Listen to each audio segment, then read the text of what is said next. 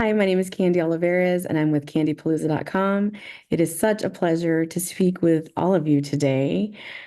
Thank you so much for working on this amazing series. Hi, Ashleigh. Hi again. Good to see you again. Me too. So, you all serve as co-executive producers for the Fairly OddParents, A New Wish. Can you, I guess let's go around the room a little bit. Let's talk about how you came to be a part of this project. Mm. Who wants to start? Dave, you were first. Yeah. I started talking. Order, yeah. Hey, my name is Dave Stone. I've been working on this since the earliest days of its conception. So I was basically reached out to internally here at Nick. I was working on Rugrats reboot, and Claudia Spinelli called me up basically and said, "Hey, would you be curious about throwing out some ideas for what we could do with the Fairly OddParents?" And I was okay, sure. So there it really started with just some basic ideas about. I was going to go crazy, but I think we reeled it in a little bit. And we started this kind of journey figuring out, what are we going to do? We want to do CG, we want to have a new God kid. Where do we go from there? We're going to bring Cosmo and Wanda with us. We're not going to leave them behind. Let's go to a new town. And, eventually ended up meeting Lindsay during one of the brainstorms. And then I guess let me pass that off to Lindsay.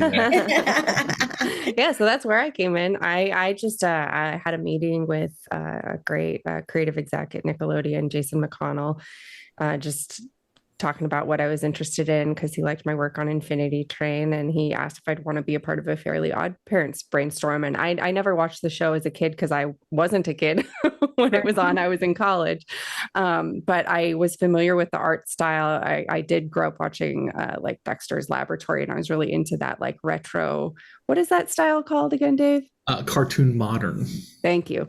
Cartoon modern. And I was kind of familiar with the sense of humor, and I was just very interested. And I thought maybe it could lead to a staff writing job down the line. And so I just participated in these very casual seeming brainstorm, and then got another call. It was like, oh yeah, they'd like to talk to you again. I was like, oh great, yay.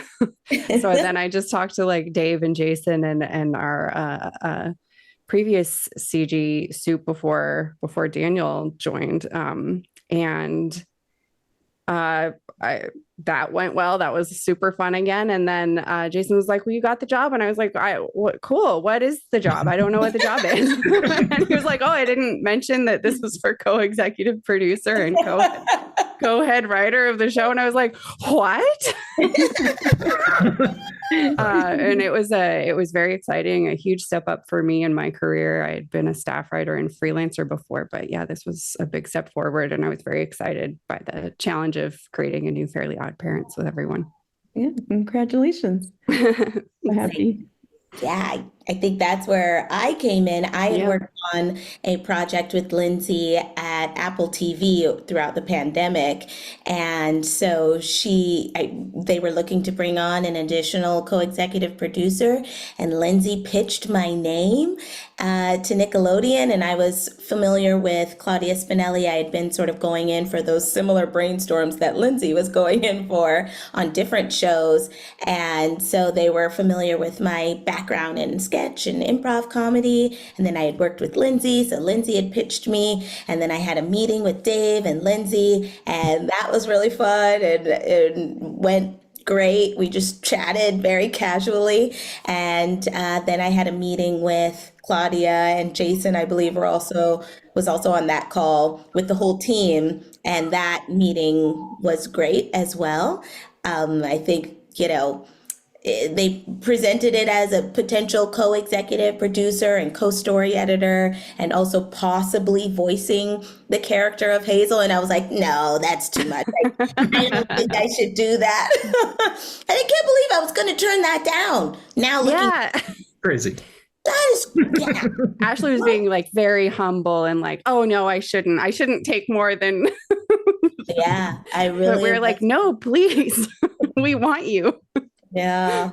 And so, yeah, I was like very excited by the potential of like doing all of these things and sort of incorporating all of my experience into one fun job. And I'm glad I was, able to do it. It's been really fun. And then Dan, you jumped in right. Jumped in at the end there. Not as exciting of a story as everybody else. I met with Andrew Huebner and Sandy Smith, two executives here at Nickelodeon. We talked for quite some time until they found a good fit for me. They saw that I had a background in converting 2D to 3D, working on Peanuts and whatnot.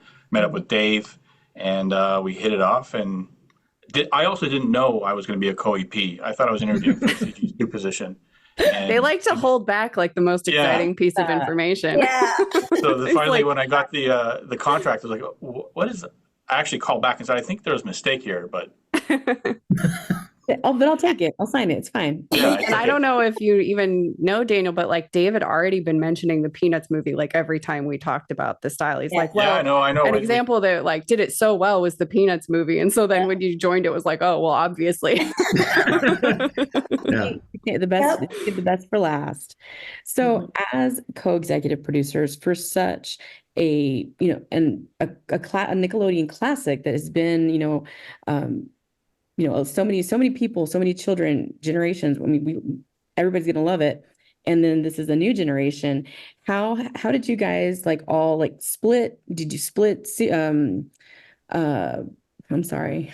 I'm like, I forgot what I was gonna say. No worries. How did you guys split the load? In terms of being the executive producers, for the show, because there are so many, moving parts. Well, go ahead.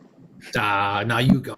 I was gonna say, well, we all have our own specialized skill sets. Like Ashleigh and Lindsay are writers, and Dave's director, and I'm a CG person. So we all had our quadrants that we worked together, and we would come and meet with each other and make sure that the scripts would stay in scope of the budget, and same with the animatics.